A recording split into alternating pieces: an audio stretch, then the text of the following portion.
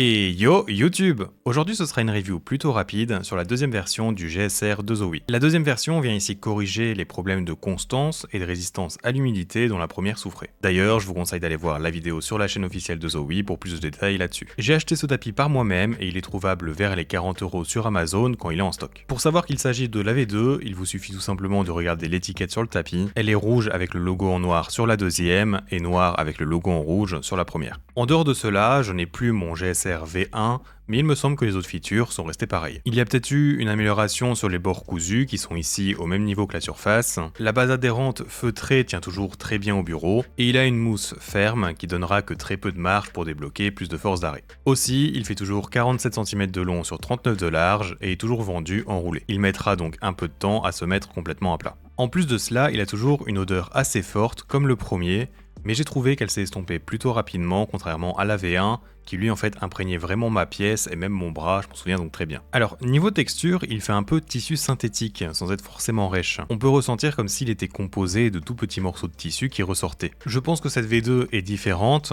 car c'est pas ce genre de surface que j'ai dans mes souvenirs. Il doit certainement garder l'ADN du premier, mais il y a eu des changements qui se remarquent facilement. Le tissage est en fait plus serré comme il l'explique. D'ailleurs, c'est certainement le cas aussi pour sa vitesse. J'ai un souvenir d'un GSR très lent, le plus lent que j'avais testé à l'époque, mais ici c'est pas comme cela que je le qualifierais. Il est bien sûr contrôle, ça ne fait pas de doute, mais je ne sens pas en fait une lenteur qui viendrait chercher à ralentir ma souris dès que je ralentis un peu mon mouvement. Globalement, j'ai vraiment aimé ma période de test dessus.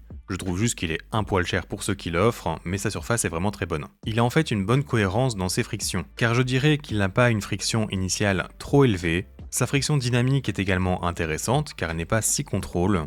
Et niveau force d'arrêt, on a encore complètement ce qu'il faut pour faire de lui un très bon tapis pour des TAC FPS notamment. Pour vous donner quelques rapides comparaisons, je mettrai la vitesse globale du GSR 2 un poil en dessous de tous les tapis en tissu dont je parle souvent, c'est-à-dire des VAX CPA, LGG Saturn ou encore le Endgame Gear EMC. Par contre, il sera plus rapide que le RIS de la Honda ou le Infinity Mass Control ou encore le Xtrafy GPZ1. Cela se remarque d'ailleurs assez facilement, il y a bien plus d'ouverture dans le micro-ajustement chez le GSR 2 comparé à ces tapis.